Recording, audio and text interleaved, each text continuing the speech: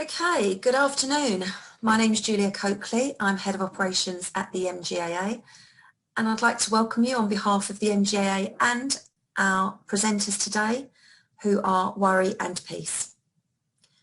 Before I introduce our presenters, I would like to run through a few housekeeping points. Please ensure your microphone and your camera is off. If you'd like to ask a question, please use the chat button at the bottom of your screen, which will be answered during the Q&A session following the presentation. If we run out of time and don't have an opportunity to put your questions to our speakers, our presenters will be happy to pick these up post-event. The presentation is accredited for CPD points if this is relevant to your ongoing professional development. The video will be available on our website and uploaded to our YouTube channel. And please take time to respond to our feedback survey, which will be issued after this webinar. This will enable us to deliver the best quality events to our MGAA membership. So today's webinar, Insurance's Social Dilemma, is presented to you by Worry and Peace. I'd like to introduce James York, founder of Worry and Peace, and David Wilding, Director of Planning at Twitter UK. So James, if I might hand over to you. Thank you, Julia, for ably introducing and welcome everyone. Thank you for joining today. I'm really nervous. This is my first time doing a webinar in front of the venerable folks and members of the MGAA. So thank you for all attending today. We've put together a really interesting talk today to fundamentally focus on something I feel very passionate about. So let's get the Worry and Peace plug slightly out of the way. Do head to Worry and Peace afterwards for this. We're looking to connect the insurance market, and we've effectively built a social network for true insurance comparison in the UK, and part of that is about adding connectivity and social elements to the market, and it's something that's embedded in detail in what Twitter does every day, which is that social curve, that social graph. So I thought, what better relevance than to bring in one of the senior team from the UK planning team at Twitter in the UK to talk about the problems that insurance has. Now, fundamentally, the first one that we see is that of trust. So I'd love to explore with David about how we can work with the Twitter platform to improve trust in the market and really address the elephant in the room about insurance's use of Twitter. There's going to be a ton of questions coming out of this, I'm sure. To begin with, David is going to tell us a little bit about himself and then present a few short slides to get the conversation going between he and I. We've done a few practice questions as well, and we've had some pre-submitted from colleagues, so I'm sure there's lots going on, but as Julia mentioned, if you've got anything you want to ask or raise, jump into the chat, and hopefully we've got quite a lot of time. We'll get into that. So without further ado, less from me and more from David. David, thank you for unmuting. Now look, I'd be honest with you, David, I don't know if you joined today out of the intrigue of the insurance social dilemma or because you're a fellow Wolverhampton Wanderers fan and we're both secretly in the old gold mafia, but look, it's great to have you here today. Tell us a little bit about your journey into Twitter, and then I think you've got some slides just to tell us about where things are at with Twitter right now, and we'll jump in afterwards. Got some stuff just to sort of set the context, but to answer your question, so I've been working at Twitter now for nearly 7 years. It's blown by, but I've been on Twitter since I think 2007, and I was one of the people who sort of got to Twitter fairly early. I'm not like kind of the hipster sort of first lot, but I got there fairly early. I followed some people who I found interesting and funny and entertaining, and I thought this is a really good platform. I just basically get to absorb all this information and laugh several times a day. And so I got very into Twitter very early. So my role at Twitter as Director of Planning is basically just to help anybody to get the best out of Twitter, which is, I think I referred to it on my LinkedIn as the most weird and wonderful communications tool to have ever existed. And that's a lot of that is brands, advertisers, of course, but also organizations, charities, schools, whatever it might be, and also people, which I love doing. I mean, I love talking about Twitter. It's one of my favorite topics, that and the wolves. And so that's really kind of what I do on a day-to-day basis. It's a very sort of broad role. One that I enjoy quite a lot. But a lot of my time, as I say, is spent explaining Twitter to people. And if it's okay, I will just seamlessly through screen share, just go through the stuff that we discussed very briefly yesterday. I'm slightly worried that your description of it makes us sound a lot more organised than we really are, but let's see. So hopefully you can see that on the screen. And yeah, essentially what you see on the screen there is a summary of Twitter in a tweet. Twitter is what's happening and what people are talking about right now. So obviously Twitter is one of many social media platforms. We're always sort of grouped together as a social media platform. It's kind of how people talk about us. And of course we are, but there are things about Twitter that I think are slightly different and quite important to understand when thinking about what your Twitter strategy might be. In very pragmatic and practical terms, Twitter is more public, conversational, and open than other platforms for good and bad. And there were some challenges that come with that, but obviously there's some sort of opportunities that come with that as well. But that's quite technical language. Our shortcut is when we say that Twitter actually is less about sort of look at me and more about look at this. And that's kind of how we sort of summarize Twitter. There is still a bit of look at me on Twitter, but it's mostly people coming to see and share and talk about what's happening in the world. And so that constant need to kind of grab attention, to go, look at this, look at this, look at this, look at this, sort of defines this. And of course, that's a challenge for a sector like insurance, which is all about sort of being reliable and there for you when you need it and what have you. And I think we'll come on and discuss it. Getting involved in that conversation can be a challenge for insurance for sure, but there's definitely opportunities around that as well. This is one of the charts that I just want to show you. But I think a good summary of what we mean when we say that look at this tends to win out on Twitter. And it's an analysis of the monthly sort of conversation volume within financial services, so an adjacent industry, done for us by Brandwatch over the last sort of 2.5 years. And you can see it's all kind of quite steady and moving along. And then during the pandemic, there's a peak in conversation around people's personal finances, mortgages, B2B, etc. Because of course there's new relevance there in terms of people needing to kind of have that conversation. A lot of it taking place around furlough and what have you. And then you just suddenly see the cryptocurrency conversation take off. And why does it happen? Well, because it's new, because it's novel, and because there are communities of people who are incredibly passionate about this, who are sort of driving that conversation. And that's it. That's a difficult thing for insurance as a sector to replicate. But I think it kind of shows within, just to give a context of kind of how the conversation naturally evolves on the platform. We'll talk about that a bit more in a minute, I'm sure. But I just wanted to literally just spend a couple of minutes giving an overview of some other insight that we've got, which I think hopefully might be if not useful, interesting for anybody on this call. And we've based on an analysis of a kind of long-term Twitter conversation to try to understand what are the broad trends going on in conversation at a very macro level. So we looked at 2 years worth of data, and we've stripped out anything that sort of relates to an event. So anything about Euro 2020 wouldn't be in it. Anything about Love Island wouldn't be in it. And how lucky are we to live in a world where both those two things coexist next week. Anyway, so yeah, no kind of news-based stuff, no politics-based stuff, no sort of reaction to what's going on, but more tweets where people are sort of expressing how they're feeling and what's going on in the world, like in terms of their own lives, their day in, day out lives. So conversations around mental health, for example, conversations around the environment and what have you. And we've kind of aggregated all of these tweets together and sort of segregated them out into different themes. And what you've got on the screen there, and I never quite know if QR codes work, but if you've got your phone to hand and you scan that QR code, it will take you directly to the website. It's got all of this information on it. You can download slides on it and everything. But what you have there is 6 broad themes that we've identified, and within each theme there are 3 sort of micro trends that you can get lots and lots of information on. And they're all conversations that I say are emerging or developing on Twitter over the last sort of 2 years. So these are, I guess, from an underwriting perspective, are growing trends that could be quite interesting to be thinking about. None of them should shock you because you're all very good at your jobs and you're all aware of these sorts of things bubbling up. But they are an interesting way to effectively understand some of the conversation that's going on Twitter. I've got some other slides that broadly sort of gives you an overview. That'll do, David. And yeah. By the way, the QR code did work. So that was fantastic. I mean, I just thought, David showed me those slides when we were doing our warm-up for this, and I just thought it was worth giving you a bit of insight.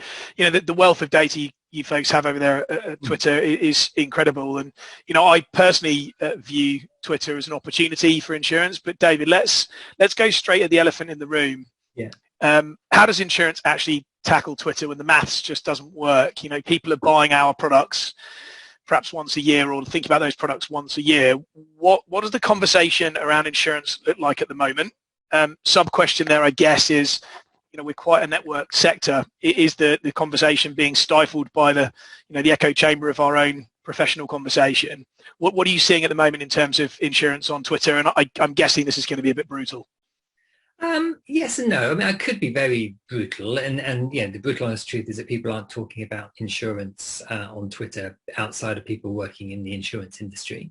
There's still some value in that conversation. So kind of from a B2B perspective, it's tricky to entirely measure because obviously people who put the word #insurance in their conversation tend to be people who sort of work in the sector, and I'd advise anyone to sort of go into Twitter and do that. And you'll see it's quite a dry conversation to anybody on the outside of it, but potentially there's some interesting sort of links to professional contacts and networks or what have you within it. In terms of what the insurance sector tends to do, broadly in terms of what do they tweet about, there's a number of different themes. So corporate citizenship for sure. Talk about for bigger companies, things like the environment and how insurance has a role to play in that. Inclusion and diversity increasingly, so we're seeing lots and lots of stuff around pride this month, obviously, but also disability stuff, mental health. The US-based companies, sort of June 10th, and BLM. Any companies who have sort of sponsorships or associations, particularly things like sports, tend to sort of tweet about those and can try and connect to that conversation. And then some attempt at doing sort of consumer advice, so how to protect yourself from X, Y, Z. Here's your guide to buying a home, buying a car, that kind of everything that frankly the sector's been doing across lots of different platforms for years. Also, we tend to see on Twitter as well. And I guess that is all underpinned by a kind of customer service element that you get on Twitter. It's a very efficient way of monitoring what people are saying about your brand, and also hearing the conversation, and if you choose to, getting involved in the conversation. So all of that is, I say, good practice. None of it is necessarily setting the world alight, but it's interesting because none of it is actually about insurance. It's about adjacencies to it.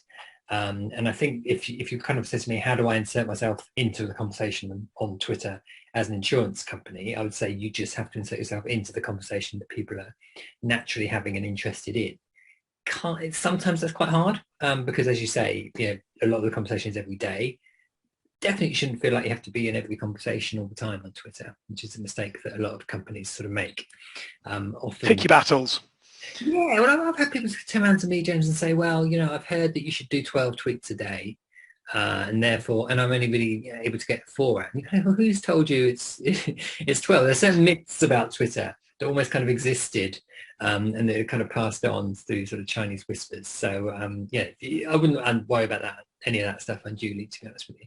So besides everyone on this call frantically going away now and finding ways to insert cryptocurrency into their Twitter strategy, my view of Twitter and insurance is that you're either going to get that inflamed kind of negativity, which Twitter's, very good, isn't it, at raising awareness for certain issues. And I guess a consumer can use it as leverage by publicly naming brands and poor experiences. But you mentioned about the proactivity. Let's park insurance for a second, which we've established is good at talking to itself on Twitter.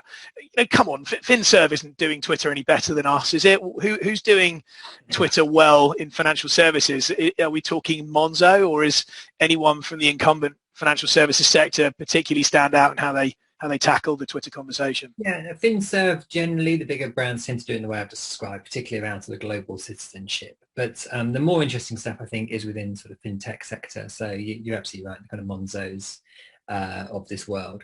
And I think, Revolut, I think another one.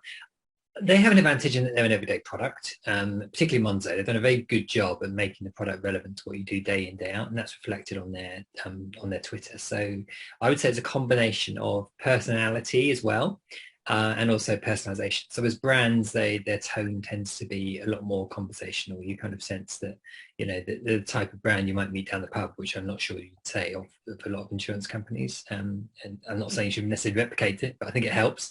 But also that personalization, the element of being, interactivity, asking people to send them screenshots from their phones of when they spent too much money in a certain retailer or whatever it might be. It allows you to kind of have that and try and create those conversations. And insurance have tried that. So it's a long time ago now, but I mean, Co-op Insurance did a thing around, I forget, they use a particular hashtag. It's something like messy moments, I think it was. It was around Glastonbury. So it was effectively send us a photo of you covered in mud or your bike covered in mud or whatever, and it's sort of it was clever, and it was sort of adjacent to what was going on. It was trying to have a conversation around what was going on in the world, and it was good. I'd say that's very good, but even that didn't create a lot of sort of conversation. It was sort of getting involved in it in a way that I would describe as being a good idea to try to do. But you have to be realistic about what's going to happen. And from a metrics perspective, it's not about going viral, certainly not for insurance companies. It's about making sure that what you're doing, it fits with what you're doing as a brand and is strategically sound. You want to make sure that your Twitter is aligned to your overall marketing strategy rather than someone doing it off over there, sort of on their own to try to end up trying to be cool. You end up dad dancing a bit if you do that, and no one wants. I'm very good at dad dancing at the moment. Not so good at dad jokes yet, but yeah. Well, to be fair, I wonder if there's an element of using our weakness as our strength. Trust is obviously the thing that insurance is selling. It's selling promises, and we have hundreds of thousands of people working across the sector. Maybe the key to Twitter is to do it personally, is to almost make it an internal comms piece. Do you think there's an opportunity for the sector to almost rally staff and anyone that's on Twitter and make sure that people are aligned in messaging and really understanding their engagement in the brand message? And because in some ways there, David, when you see all the normal people working in insurance, that they're next door, they're your friend's husband and wife, maybe that helps the trust more, and the brand that kind of cracks that personality and isn't trying to sell the product is the one that wins. Is that something that rings true, or am I being a bit too woolly about that? I think woolly. I think it does ring true. There's definitely a truth that people prefer to hear from people on Twitter rather than organisations. So if you take retailers, supermarkets, for example, they're very good at telling you, even if it's just a name or initials, that the people behind the account that you're talking to. But no, you're absolutely right. And I think that's something that a lot of financial services have sort of toyed with to a greater or lesser extent, and it can definitely work because what people bring with them is nuance and messiness and passions and interests and all those kind of things that you wouldn't necessarily expect from the sector. There was an example of a brand. I'll tell you what, it was the handle @Sweden. So literally the Twitter handle @Sweden. It was basically the Twitter for Sweden. And this is part of a broader overall strategy, but they handed the handle over to a different Swede every week. And they would basically tell you what they were doing. So this week it's, trying not to think of ABBA, but yeah, it was somebody from in Stockholm who worked in farming, and it'd be probably not in Stockholm, but a Swedish rural area farmer, and he or she would get the Twitter account and take photos of the cows and talk about their life. And then the next week it would be somebody completely different. And what they were trying to do is give a sense of the people behind Sweden. And it worked very nicely for them as a strategy, and it was kind of quite hard work to do, and they stopped doing it after a while, but it temporarily worked. And the NHS actually had a very similar strategy before COVID hit. So they would, just to try and show how many brilliant people working in the NHS, they would literally exactly the same thing. It could be a patient one week, a surgeon another, a nurse the next, some working in the kitchen. And again, it was just a really good way of sort of shining a light on what goes on internally. And Twitter definitely allows you to do that. So if openness and transparency in your people are something that you're proud of, that's definitely a potential strategy. It's not something we see a lot from insurance, but it's definitely an opportunity. Yeah, I love that. I'm resisting the urge to open up Twitter and find out who has @insurance as a handle. But no, I think that's really good. I mean, already if we think about it, there's some strategic ideas coming out of this conversation and how you can get the best out of Twitter. Think about it as a brand thing, as a qualitative thing, as opposed to a quantitative channel. I like the idea actually of humanizing the sector. That's a really good way of thinking. I mean, we have people on this call, you don't need to be told, David, the insurance sector is hyper networked and everyone kind of knows everyone within, I think it's probably 2 or 3 degrees of separation, half the national average. So, I think that's a real strength to the sector. And from my perspective, if it humanizes what we do, it adds value in the sense that it might bring in more talent into the sector. So some great ideas there, takeovers from staff or customers or buyers, I think would really start to melt that trust issue, which I'm really focused on.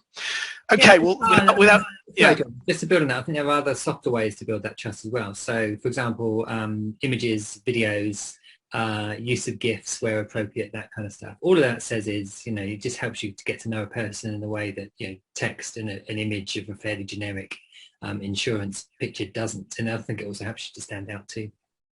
Yeah, that's fantastic. I mean, video and imagery, certainly. Michael's on the call here, our head of comms, and he extols the virtues of video, so goes without saying. So look, let's go straight to the revenue stream of Twitter. Obviously, it's also an ad platform, right? And it's got millions of eyeballs and bums on seats. Let's be pragmatic. If you can't necessarily find the confidence to build a trust conversation and get those tactics right in the short term, what are you going to do? How are you going to work with Twitter versus something like Facebook? I know that your targeting is different, so give us the skinny on those tools and how people can kind of think about that in their strategy. Sure. So you're right. We have different sort of data in terms of our users. So essentially Twitter is an interest platform. So if you follow Wolverhampton Wanderers and Wolves Fancast and what have you, we can infer you're a Wolves fan. If you follow in lots of insurance companies, we can infer you work in insurance or have a big passionate interest in it. But we know less about you as a sort of individual on your life stage. So I don't know, whether you're married, how many kids you've got, that kind of stuff. It doesn't really come up on Twitter unless you mention it. So from a sort of traditional demographic targeting perspective, which is the way a lot of companies have done DR and performance in the past. We don't necessarily have that data, but we do have some other stuff, which I think, as I say, is quite interesting. Our revenue has historically, I'm getting a bit of feedback, I'm just going to plow through it. Our revenue has historically come from brands, brand campaigns. So basically not direct response, but more trying to build a brand on Twitter. Twitter's a very good platform for launching something new, so launching new products, and that's fairly obvious because if you want a new thing to be talked about, and also for helping brands to connect with what's happening. And again, if you want to be involved in the Euro 2020 conversation, you need to be on Twitter because it's happening. If you want to be involved in the rugby conversation, you want to be on Twitter. Cricket, all sports, all TV shows, that kind of stuff. Helping brands to kind of feel relevant. So it's been historically focused on brands, but that, as I say, is evolving. I think if we're having this conversation 12 months from now, we'd have a much stronger acquisition and performance product than we currently do. It's a big sort of focus and a big priority for us. In terms of how it works, effectively any tweet that you send organically can be promoted through the Twitter ads dashboard. So if there's a particular video you want to be seen by a certain audience, you basically create it, you promote it, and then you decide who you want to target to that. Like a boost. Yeah, I like that. Yeah, that's exactly right. Yeah, I mean, I asked that. That wasn't, by the way, just so everyone knows, David and I aren't going to drop Wolves in too many times because we'll lose the room. But that wasn't something David asked or requisite to conversation. It's interesting because I think insurance kind of goes at the sale too hard. Yeah. And, if on Twitter you've already got, a room that's not really listening or wanting to talk about your product and you go at the sale, it's probably not going to work. So the ads platform was really relevant. And you mentioned to me in our prior conversations that brand was where it was at. And for me, that's probably a really good takeaway, isn't it, David? It's the patient approach to Twitter, building something over time as opposed to looking for direct results. But I mean, it goes without saying, I didn't know about your boosted post model.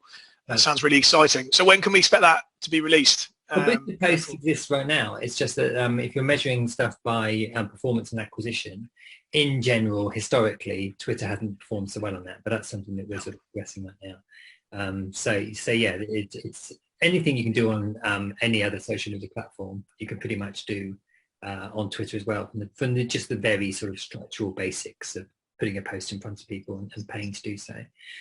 Cool. Alongside that, I think the thing that makes Twitter interesting is the organic strategy and how that works too. Fantastic. Well, look, let's get a bit boring on the compliance front now, but I think this is interesting for us insurance geeks. Obviously, the sector is regulated and has a lot of issues with ghost brokers at the moment, and that just erodes trust even further. I sometimes scroll through Twitter and find an ad for something insurance related that links to an obscure website. You have a verification badge system, and now I think any account, if I'm right, can kind of request to be considered for verification. Mm-hmm. So there's two questions in this. Firstly, how is Twitter engaging with financial regulation in general? I know you talk to the regulators on a on almost a daily basis? And secondly, is it worth the insurance industry almost approaching Twitter to be verified, or trying to, understand the roadmap to that? And does Twitter have a bit of an obligation, I guess, to look at verification for regulated business through a different lens to influencers? I guess I'm putting you on the spot a little bit there, but it feels to me really relevant and something we should maybe be exploring.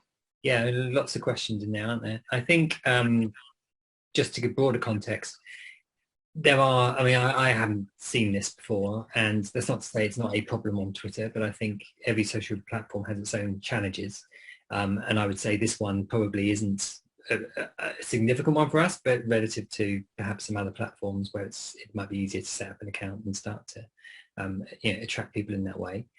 We work with financial services authorities and government, of course, in terms of anything that legally is required of us, we will do.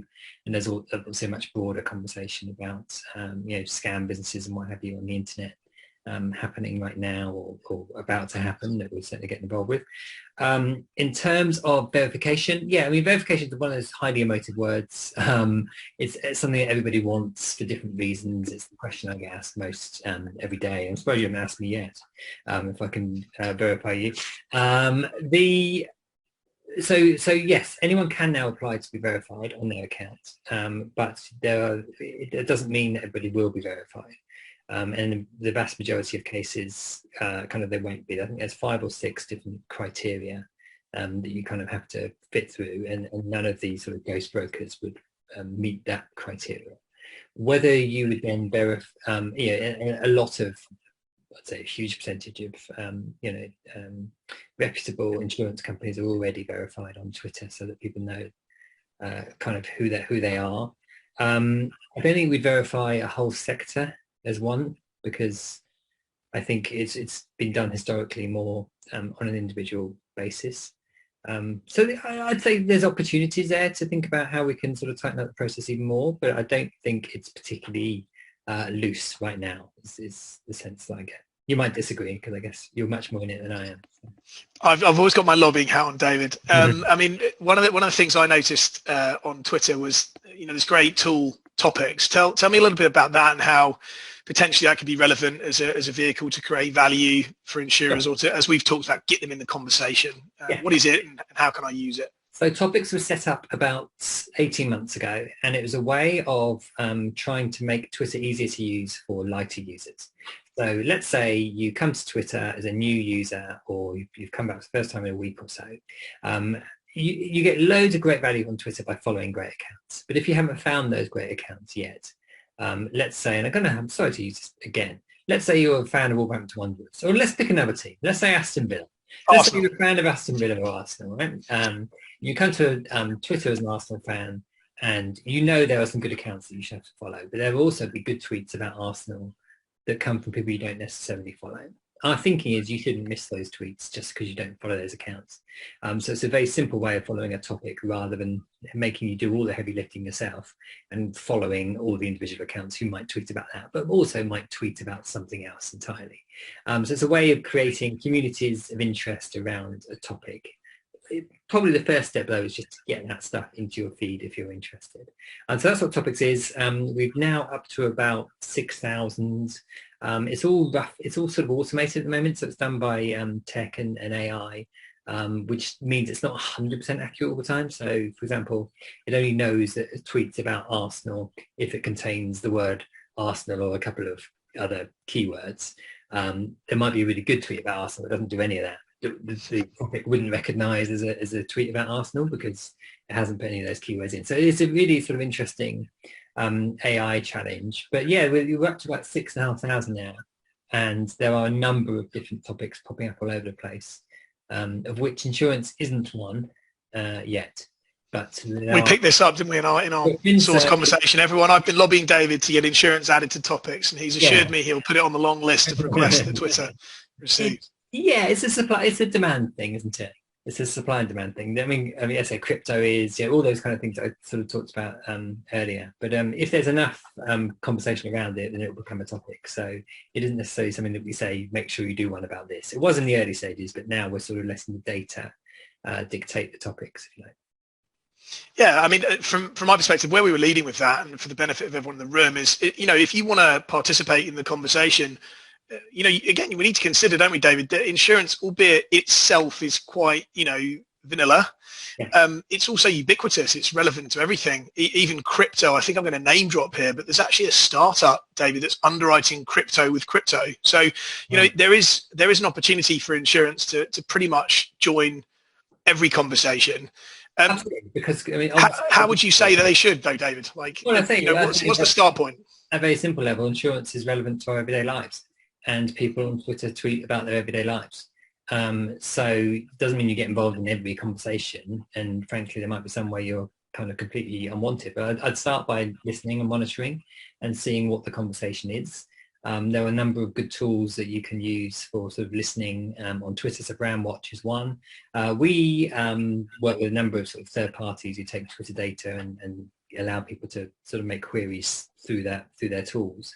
But actually you can do a lot of it yourself quite simply. So you can use a tool called TweetDeck, which basically lets you search on any topic you want, and you can see what people are saying about it. So you can look at insurance or any combination of words. You can look at the word accident and whatever it might be. But there's a really simple hack, which is if you go to twitter.com/search-advanced, so twitter.com/search-advanced, you can basically from there use that to look for any combination of words on Twitter at all, through any date range, etc., etc. And it's worth having a look. I'm trying to multitask there. I'll just put it in the chat. It's worth trying to have a look at that and just seeing what people are saying about any topic. And it's a bit like fishing with a rod rather than a net. You don't quite know what you're going to get, but if you, with a bit of sort of skill and a bit of curiosity, you can find some really interesting conversations that might exist. Yeah, that's fantastic. I mean, look, obviously Twitter exists amongst a basket of other social channels. So I guess I've got two parts to this angle. Google and other platforms have experts. Google search engine optimization has entire agencies and consultants doing this. Is there a similar thing around Twitter? Because, obviously on the surface, it's relatively straightforward. You follow and you look at topics, but there is a lot of algorithmic process driving this. And of course, there are people looking at LinkedIn daily to figure out when it's best to post. And as you mentioned, the myths of social. What's the kind of Twitter professionalism that's around, working that algorithm, making sure that you can be as efficient as possible in the eyes of Twitter? What is the best practice, and where can people find it outside of the Twitter world? Is there a consultancy arena for this stuff or not? Yes, I mean, there are lots and lots, obviously. I'd say look at your analytics as a start point. So again, if you go to twitter.com/analytics, you'll see the analytics for your account, and you'll see from there who follows you, who your biggest followers are, what posts are getting most traction, that kind of stuff. And you can from there work out what's working for you on Twitter and what isn't. So it's good to start with what current success looks like. You can look on any individual tweet and see the amount of engagement it got and what type of engagement it got and everything else that sort of goes with that. So yeah, I'd say probably that's a good start point. You have to just be really clear though on what your strategy is, because you don't want somebody else to tell you what your strategy should be. You will know that as a business. You'll know what you're trying to achieve, and you'll know what's unique about the service that you're offering versus your competitors. You shouldn't jeopardize that in trying to be socially relevant. It's about that sweet spot between what are you about and what Twitter as a platform is about. Too many brands sort of lose sight of who they are. Too many organizations lose sight of who they are. And you end up with a sort of homogenized mess where everyone's sort of doing the same thing and adopting the same tone as each other. That's not a good use of Twitter at all. So it's very important to start with your own strategy and adapt it. Yeah, that's really salient. I guess what I was getting at with the last question, sorry, I don't think I communicated it very well, but there's a temptation, isn't there? Insurance is quite a well-resourced industry, David, and there is a tendency to go to a consultant or an agency and almost look for the solution. And as you've rightfully pointed out, self-confidence and being yourself isn't probably something they sell to you. No. Is that, what's the best start point for a company that's not really is floundering slightly on their Twitter strategy? Is it speaking to staff and gathering, understanding of how they're using it and going from that internal comms perspective first, or should they hire in? Where's the start point? At what level of business should someone start thinking about a consultant? Because it feels to me like a bit of a minefield. Yeah, it all depends though on what you're trying to achieve. I'm sorry to repeat myself, but yeah, why are you using it? So if you're measuring success based on engagement, then you've already made the decision that that's how you're going to measure the success of your Twitter campaign. And then you can get consultants in who can help you with, maximizing engagement of every post and, how to make sure that you're, increasing the amount of likes and followers that you get. But I don't think that's a Twitter strategy. I think that's good metrics if that's what matters to you. Just as relevant might be saying, okay, we're going to have 1,000 followers and we're not going to care too much about that. We're going to be really clear in our Twitter bio about what our point of difference is and why people should use this. We're going to link to our website and we're going to post once a week where we basically give you stats, quite dry stats about how many people's lives we've helped to improve this week. And you can tell I don't work in insurance, or some positive feedback, which can share that once a week. And that is a very clear strategy. It won't get you a whole load of likes. You're not going to win any social media awards, but you're already, you're there when people need you. You're doing the hygiene well. And as a start point, I think that's probably a good place to start. Then it's a case of, okay, maybe we want to get involved in the conversation about accidents that kids have that nobody else is doing right now, and that's quite good because that we could be quite cute with that and partner with this tweeter who talks about that and what have you. But you've got to do the first bit before you can do the second bit.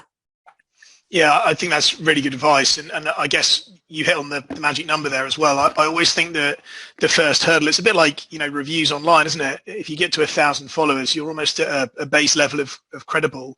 Yeah. It sounds to me like it's a bit of a game of golf going on Twitter. You've got to play your own ball and not worry too much about what everyone else is doing. Sure. But in context of the sector, how could someone in the industry figure out what the average follower count is for a company of their size? Is there any tool that works well for that? Because that kind of benchmarking and context feels relevant if driven a bit by ego rather than, as you say, doing the right things. It just feels relevant. Yeah, we don't have a tool like that. So there's plenty of third-party tools who do. I would say look at your competitor set first and foremost, and then if you've got 5-6 companies who you want to be a bit like, have a look at what they're doing. Genius steals, isn't it? And it's that's a good place to sort of start. It doesn't take a huge amount of time to do it.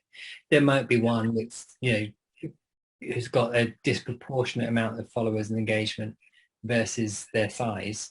Have a look at what they're doing, try and understand why that might be, and then decide if it's right for you, because it might not be. It might be a reason why they're doing what they're doing. Yeah, I mean, look, I think that's fantastic so far. So we're into the final stage of today. And just a reminder to everyone, if you want to jump on and ask David a different question rather than the ones I'm prattling through, or Wolverhampton Wanderers chat, then please do jump into the chat. But just for the final stage here, David, I want to talk a little bit about influencers, and then I'm going to challenge you to almost think slightly beyond the bounds of Twitter, because you'll be looking at the way conversation is changing across digital going forward. Yeah. Let's start with influencers so far. Obviously, there are people with off-the-shelf Twitter followings. Are they useful for an industry like financial services? Has anyone in the FinServ sector, been utilising them at smaller scale? And what should maybe insurance explore and look like for that when it comes to influence? Because we're seeing a lot. As you mentioned, a lot of personal finance, and there is a growth in. I know personal finance on TikTok is surging. How do you see that evolving for insurance and Twitter? Yeah, I mean, anything that's forgive me for saying it, a lower interest category is quite likely to want to use influencers for kind of obvious reasons. We do see quite a lot of it. Well, at least we did see quite a lot of it on Twitter. I think this is where different platforms work in different ways. So clearly Instagram does very, very well from that, and certainly TikTok and what have you. It's where people tend to have an audience for certain type of influencers. A lot of influencers use Twitter in a slightly different way. So they'll use it to be, as I say, it's less sort of look at me Twitter and more about, perhaps a bit more authentic, perhaps a bit more kind of real on Twitter. So you can extend what they're doing on other platforms on Twitter in that way. So it's an option, it's a tool, and there are definitely influencer agencies out there who be able to give you people with staggering number of followers with brilliant metrics in certain direction. You just, again, I'm sounding like a broken record, but you've got to decide if that's right for you and why you want to work with that influencer and what they say about your organization. So as I say, there are definitely influencers on Twitter, and there are lots of them use humor, because Twitter is quite a sort of humorous platform, and that side of things tends to come through too. So if you think that's appropriate, then look into it and think about it. But as I say, keep your social streams doing what they do best. So if your TikTok's working for you in a certain way, do it on TikTok. And if your Twitter's working for you in a certain way, do that on Twitter as well. I think the danger is you sort of merge them all together, and try and do the same thing everywhere, which often doesn't work. That's good advice. Humour and differentiation, I think, are the takeaways there. So, I mean, we're talking about influencers there. Of course, folks can go and explore. A lot of the conversation on Twitter is also about politics and current affairs and news. And our industry isn't masked from, the requirements of ESG and those other things. It seems to me as well that there's a reputation piece here. If you're on and in Twitter and you do attempt to join those conversations, there's a risk there, isn't there, that you might say the wrong thing. What would you say the best advice would be for someone that gets themselves accidentally involved in a conversation or a Twitter storm for their brand that they maybe didn't want to be in? Is there is that a cautionary tale or two that you can share? We definitely, I mean, it's funny because people do, I think this is in the back of a lot of people's minds when they think about Twitter. They think about, some of the more famous examples. A lot of them, if you'll notice, are actually from quite a long time ago. And it's kind of happens less and less now. The main message we'd say is don't panic. And I think a lot of the chat, we have got a 10-point guide to how to survive a Twitter storm, which I'll gladly share with you to distribute afterwards. Which has got lots of sort of advice in that and lots of kind of classic tales of stuff that happened. So, for example, just one off the top of my head, Burger King did a tweet this year around International Women's Day. And it was the first tweet they put out said, "Women belong in the kitchen." And it was the first of a thread. And so in the rest of the thread, they kind of explained that that's why they were partnering with some organization that was going to help create more female chefs and all that kind of stuff. But and it was a good thing to do, in terms of what you can learn from it. They actually taken action rather than said something. They've done all this kind of stuff behind the scenes. They've meant it. They've sort of followed through on it. They've been consistent, but for some reason they decided to start the tweet storm like this, or the Twitter thread like this, and got a lot of negative pushback. And they initially sort of doubled down on it and said, no, you've got to read the whole thing. And then a few hours later, they're like, actually, we thought about this and we shouldn't have done that because that's just reinforcing a misogynistic take. However, cleverly we were trying to do it. We got that one wrong. And I think there's a lot in that. So one is think about what you're doing, but also if the worst does happen, don't panic, say sorry if you're sorry, respond to people who are being sort of polite in an appropriate way, all that kind of stuff. So there is a guide to that. But I would say, and it's funny, isn't it? Because it's top of mind for a lot of people, but actually the huge majority of Twitter is actually extremely positive to neutral. You'll mostly be ignored as an insurance company, trust me. And that's a far bigger problem than receiving negative feedback and negative traction. It's a very small, tiny percentage of tweets. When people see other people's negative tweets about the company, we've got some research that shows that people will think that reflects as much on the person giving the feedback as the company itself, particularly if it's done in a particularly sort of aggressive way. So I think that's a bit of a red herring, James, to us really. It's actually about finding where you can be useful and add value to people's everyday lives is the best way to get the most out of Twitter and what conversations to be in. I'm not suggesting this for a second, but I often wonder whether when there's a culture of offence and that people can react like they did with the Burger King. And by the way, the takeaway from that for me is go with the execution first and then qualify afterwards. But do you think there's anyone across the Twitter sphere that's almost exploiting that offence culture in order to leverage it and use it? There's no such thing as bad press, as they say. It feels like there's a dark art brewing there. It's not necessarily related to insurance, but what would Twitter's take be on that? If you found out that someone was purposefully creating Twitter storms in order to, effectively ride the brand awareness, regardless of whether it was positive or negative, is that something Twitter would seriously frown upon and stamp on, or is that just a tactic that people are fair to use? It's a tactic. It's used by a lot of news channels, isn't it? It's used by Good Morning Britain. Not many brands, maybe. No, but not many brands, and I think that's because they would. I can think of one or two sort of slightly punky US-based CPG brands and what have you. But I think quite quickly people sort of tire of it, and they'll get told if they're being deliberately outlandish and sort of seeking to provoke people and nudge people in that way, they'll be told in their replies very quickly. They're beginning to annoy people. So yeah, as long as it's within our terms of service, we wouldn't effectively bring it down or tell them not to do it. I suppose at least that's a point of differentiation. But for insurance, I think not for me. Be playing with fire, right? I quite like the irreverent tone of someone like Paddy Power. Gambling's not for everyone, but they do that quite well, and it stands out. So you mentioned humour a few times. I think irreverence is probably the way insurance should go. I'll put you on the spot a little bit, just one, because I don't think that's too many. A Twitter handle that you think's a bit outside the box that you follow and quietly enjoy, like I plucked out Paddy Power. I'll probably put you a bit on the spot here, so if you want to pass, that's cool. I mean, do you want a brand or do you want an account?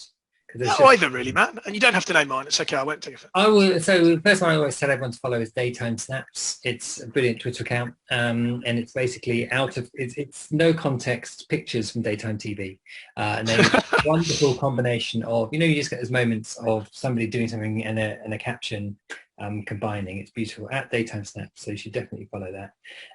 In terms of brands, I would say definitely look at what sort of fintech brands are doing. Certainly, I think the kind of Monzos of this world are definitely a good example of a brand that's staying relevant to what they're about and getting involved in conversations in an interesting way. So look to them. Slightly outside of the sector, I think, again, you wouldn't necessarily follow them for interesting content, but the retailers are good to look at. They're a good way of getting involved in a conversation with a lot of people. They've got quite large followers. They're good at, tone of voice and that kind of stuff. So someone like Sainsbury's is another one, a good one to look at. If you want to see a brand staying true to itself and not worrying about social media conventions, have a look at Chanel, because they literally don't really care about Twitter. They go too far the other way, but they've got 14 million followers and they follow no one. And if you tweet them, they'll ignore you, which I guess is what they probably do in a store as well. So there's brilliant sort of, and they just tweet videos of themselves. It's wonderful self-indulgent stuff. That's very Tom Ford, isn't it? I love that. It is, and it works for them. So that's got a strategy from a company perspective, rock-like running all the way through it. So I'd say that one. But as I say, you want to find that sort of halfway point. Lots of people like following brands like sort of Innocent Smoothies. They're very good at, topical conversation around what's happening in the world, but they never really get too involved in conversations about their product. I mean, they do a bit, but they're effectively sort of like following a mate, if you like. So God, there's so many of them. I'll send you a list. Send a list and I'll tweet it out, David, as well. I mean, what I love about that is there was one word that was just banging in my head there was consistency as well. Yeah. And anyone listening in today, what we've probably tried to do in this conversation is weave in a bit of a toolkit about how you start to write down a strategy, I guess, about where you're going with Twitter. So I love what you do, which is the blankety blank thing. When did that come about? Because it feels to me like, again, and this is a tactic insurers should maybe use, if you can't create a conversation, create some fun, right? So what was that about? Has it worked? Where did it come from? People love light interaction on Twitter. So at a very mundane level, like Twitter polls are really good. So if you set up a tweet and you ask people to vote A, B, C, and D, they just can't help voting. And so it's a good way of getting light level engagement. So I definitely do that. Blankety blank came about because I was stuck on a train, literally at Clapham Junction for about 20 minutes. And it was the week when Terry Wogan had died. And I just suddenly got my phone out and said, "Oh, I'm really sad that Terry Wogan's died. Let's play a game of blankety blank," and just put in the words blank. I think it was like space or something. And about 4 people replied, and it's like first answer first, and it was chaos for 10 minutes, but very funny. And then someone said that was good fun. We should do it again next week. So next week we did it, and it's a bit more sort of set up, and there was a drawn a board and all that kind of stuff. And for whatever reason, I don't really understand it, other than people just love playing games at heart. People just suddenly started replying to it, and at its peak it was doing about 200 replies in the 3 hours it was running for, completely ruining my Friday mornings when it ran. And it was good fun. Yeah, loads and loads of fun, but just silliness. People took it very, very seriously, even though it was entirely pointless. So yeah, I think we do that. And you see certain games, ruin a film, add a letter, ruin a film, that kind of stuff. People just love those kind of low level games where everyone could join in and have some fun. So that could be definitely an angle to sort of think about. I love that. I think exactly that. I mean, insurance is known for its networking. I think we get a bit of trouble sometimes for Friday afternoon beers in Leadenhall Market, but it felt like a really relevant thing to show you. You kind of practice what you preach. You think outside the box, David. So it's nice to hear that, which is good. Right, back to insurance now, I guess. From our perspective, we really in the industry at the moment are really searching our souls for what the future of insurance conversation kind of looks like and the tools that are going to be involved. We've mentioned a few tools today. Yeah. Do you think there's anything coming up on the horizon that people really need to look at? Some of the newer social networks that are coming through, you can be a bit overwhelmed, can't you, trying to do everything? What battles do you think insurance needs to pick going forward, and kind of why? And what's on your horizon in terms of threats to Twitter or alternatives or great opportunities that complement Twitter? Sure. So we're thinking about, from a Twitter perspective, interests and conversations and new ways of giving people conversations. And audio is definitely one that we're thinking about. So Clubhouse. Well, ours is Twitter Spaces. Spaces. So that is effectively at the top of your Twitter timeline. You've got circles at the top of your timeline. Occasionally you'll see one sort of vibrate. And that's because it's a live audio space. So you go in there and it's just basically a chat room principle. But I think the reason they work on Twitter is because you've already got people who you follow who are interested in the same things as you. And it's just a natural extension of what you tweet about as well. So you can say certain things in the Twitter conversation, but you can actually do a bit more with audio and the power of human voice and that kind of stuff. So that's just getting going. There's been some really nice examples of how people have sort of played around with that. In fact, we played 15-1 in a Twitter space the other week. I'm obsessed with old game shows. But I've also seen there's one that Opta were running during the Euro. They do a lunchtime one where they look at the Met games yesterday and give you the stats on it. And if you can find your tribe in there and sort of geek out on that kind of thing. So that's definitely an interesting thing for us. For sure. I think social will not split, but we're increasingly focused on platforms where you go and consume and platforms where you go and create a message. A lot of the creating and messaging stuff appears to be going increasingly private or discreet, so smaller groups, and that's definitely something that we're thinking about Twitter as well. So what if we were to, and I hate to bring the rules up again, but no one on this call is interested, as we demonstrated, but we are. And if we lost 5 people, David, when we said it. It was like losing followers. If there's 30 like-minded people who want to go and talk about whether Bruno Lage would play a 4-4-2 or be a bit more defensive in his first season in the Premier League, that'd be a fascinating conversation for us to have, but maybe in a group of 30 people who happen to follow Wolves. The rest of Twitter doesn't need to see that necessarily. So I think those sort of community-based conversations are something that we're thinking about in terms of how we roll that feature out a bit more. And that could be absolute manna from heaven from a B2B perspective with insurance. And it's funny. I fully hope you'll text me when that happens, David, because that would be great to ring fence conversations, wouldn't it? Yeah, but it's interesting because we've obviously, TikTok comes along and they're brilliant, absolutely brilliant what they do. But and I know everyone can sort of create TikToks, but the vast majority of people are consuming video after video, and that's the genius of the product, isn't it? It's algorithm and everything else that works like that. So it's much more akin to a YouTube type experience. So I think you'll have different pots of social media doing slightly different things. And from perspective of taking a proactive view of the conversation, this is our last subject before we throw open for one last question if anyone's got one. Yeah. But you might be aware insurance is well known for its charity. We have a huge generosity of spirit in the sector and support for that. I'm aware of a couple of collaborations that Twitter does externally. Give us a steer on how insurance might engage with some of Twitter's third-party programs and creative ideas. Are there any other platforms on the horizon that insurance might look at in a more proactive way to say, hey, I quite like to get involved and engage or compete for a bit of Twitter's attention with a couple of good ideas? Because we've got a lot of people, there's a lot of brains to be generous now. There is an awful lot, as you say, an awful lot of charities do incredible stuff on Twitter. We have a part of Twitter called Twitter for Good. So twice a year we all go off and do something on the day, and we also partner with a lot of different charities around that kind of stuff, and all sorts of things ranging from add credits to tutorials on how to use Twitter and what have you. Our areas of focus for Twitter for Good tends to be or are areas where that most directly linked to sort of Twitter's mission and purpose. So it's around internet safety and education. It's around freedom of speech, civil liberties. I think equality is another one. Crisis and emergency response, and then there's another one around environmental sustainability. So those are sorts of we've sort of taken those 5 areas and gone, because we can't do everything, these are the 5 that we'll really sort of focus in on. But if you're thinking about doing something in those areas, then let's have that conversation for sure. Fantastic. Well, look, we're right on time. We've got 5 minutes left to go. So does anyone, Julia, I don't know if anyone's popped up with any questions that we haven't covered any ground on? We haven't got any questions at the moment, but there you go.